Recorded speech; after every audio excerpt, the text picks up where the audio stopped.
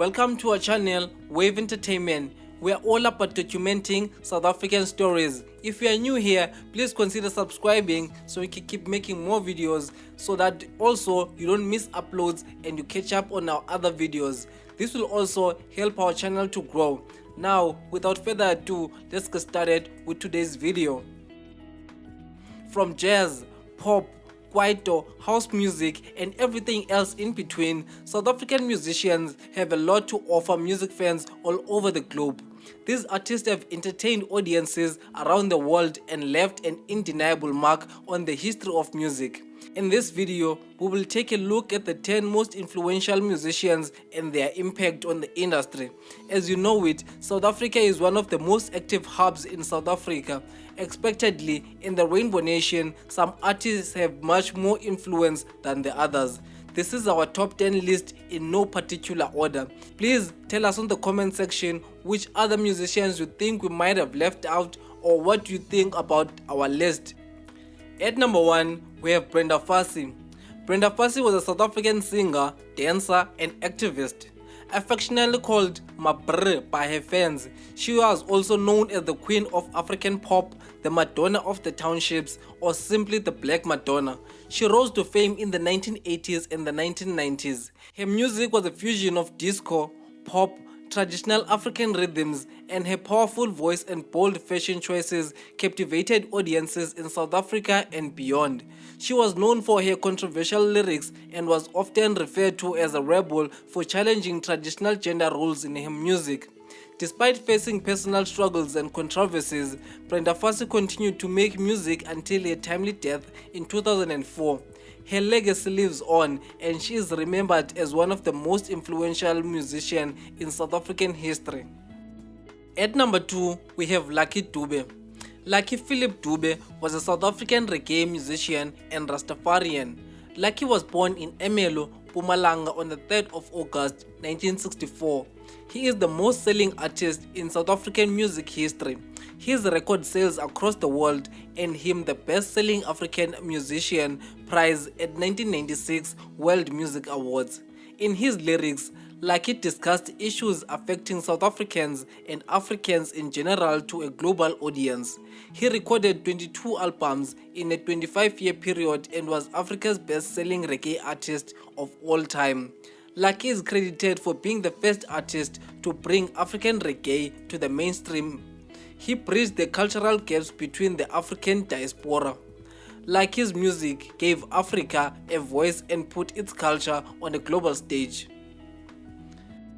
At number 3, we have Arthur Mafokate. Arthur Mafokate was born on the 10th of July 1962 in Soweto, but later moved to Midrand with his family. He became a backing dancer for artists including Brenda Fassie, Muno and Son, and Johnny Makali. In 1992, he founded the company 999 Music. The label gave birth to Kwaito music, a then new genre of music that is still unique to South Africa. Since then, Kwaito has had a significant influence on our music and culture since the early 90s. Kwaito led a post-apartheid township subculture into the mainstream. South Africa's biggest music export currently, Amapiano, is considered a Kwaito subgenre. Arthur also popularized dances in music videos. Most of his biggest songs came out with a dance, which made his songs even bigger. A trend that is currently happening in South Africa and is also helping artists with a huge stage presence. At number 4, we have Ladysmith Black Mambazo. Ladysmith Black Mambazo is a South African male choral group singing in the lead vocal styles of Isicathamiya and Dube. The group was formed by Joseph Shabalala in 1960.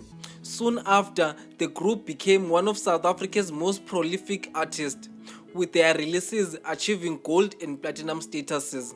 They became known internationally after singing with Paul Simon on his 1986 album, Graceland. They have won multiple awards, including 5 Grammy Awards. Their music had a lot of influence on today's Afro-pop, traditional music, and New Age Mbube sound.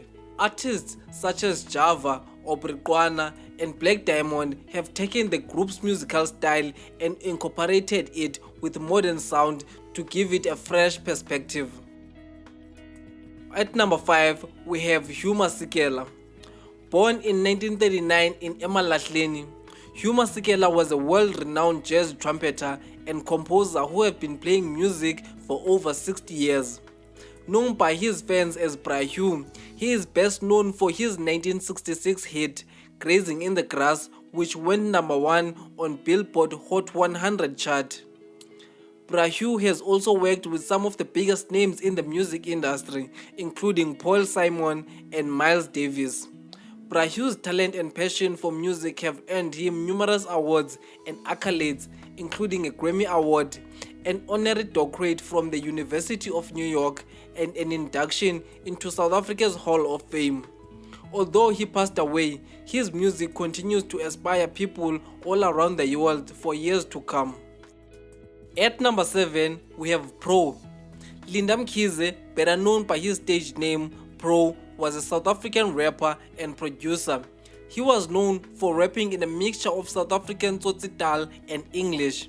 His music spoke on many township realities. He contributed to the development of Kasi rap and is regarded as one of the pioneers of South African hip-hop. In the mid-2000s, South African hip-hop was struggling to find its own voice.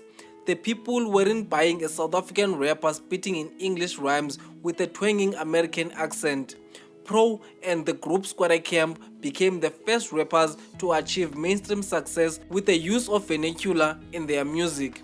His aggressive delivery and clever use of language won him legions of hip-hop fans and paved the way for many upcoming rappers including Kwesta, MT, Touchline, Red Button, aka among other musicians. At number 8, we have Christos. DJ Christos is a renowned South African DJ and house producer. He is known to many music lovers and fans for his uniqueness, and they address him as the godfather of house music. Christos started practicing with turntables at the age of 13. His love for DJing came from his father, who was a huge fan of jazz music. His interest in music drove him to work for a record store in Pretoria at the age of 11 years old. He is known for his unique blend of African rhythms, soulful beats, and electronic sounds. He is also credited as the father of Deep House, a subgenre of house music which took over South Africa in the 1990s and early 2000s. Christos nurtured and released talents such as Boom Shaka, Lebo Mathosa, Shana, and Black Coffee. His signature deep house sound was later adapted by many DJs and producers. The house record label Soul Candy took deep house to new heights with artists such as Mikasa, DJ Fresh, Euphonic, Cuba, just to name a few. At number 9, we have AKA. Born on the 28th of January 1988, Keenan Forbes, popularly known by his stage name AKA, was a prolific South African rapper, songwriter, sound engineer, record producer, and entrepreneur. His fans nicknamed him Super Mega, Bova, Mega, or Bovamania. The rapper gained prominence after releasing his single Victory Lap, a track from his debut studio album Alter Ego in 2011. Forbes continued his success by releasing 5 studio albums and 2 collaborative albums, one with Anati called Be Careful What You Wish For and one with the late rapper Costa Teach, You Are Welcome.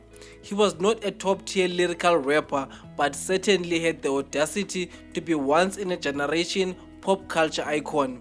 He was the first rapper to achieve massive success in South Africa rapping in English. AKA's music transformed the game. He was a South African version of Drake. His sampling techniques changed how artists and engineers and producers approach the music. He inspired artists all over the world, including our very own Nasty C, Aries, Tweezy, just to name a few. At number 10, we have DJ Maphorisa. Themba Sikuwe, professionally known as DJ Maphorisa, is a South African DJ, record producer, rapper, and A&R. Lord Pori came into the game as a member of house group called Uhuru, which was signed by Kalawa Jazzmee Records. After leaving Kalawa Jazzmee, he established his own label, Black Boy Music, and he signed musicians such as Brenda the Vocalist, Zinga, Something Soweto, and in 2019 he signed and collaborated with Amapiano DJ and producer Kabza the Small. He continued discovering producers and vocalists, which led him to influence a transformative change in the music industry through the Amapiano genre. He played a huge role in the success of Amapiano, which led a huge change in the increase of streaming results. As a result, major labels ended up buying online distribution aggregators like Universal Music buying Electro Mode, Warner Music buying Africori, and Apple Music buying Platoon. His production credits include Wizkid, Drake, Major Lazer, Black Coffee, among other artists. Thank you for watching this video. Please tell us what you think about this list in the comment section. Tell us if you think this list is a cap. Tell us if you think we are missing some musicians. We basically wanna hear from you guys and what you think about this stuff. And while you're at it, please don't forget to like and comment and share the content to a friend. And until next time, guys, hope to see you in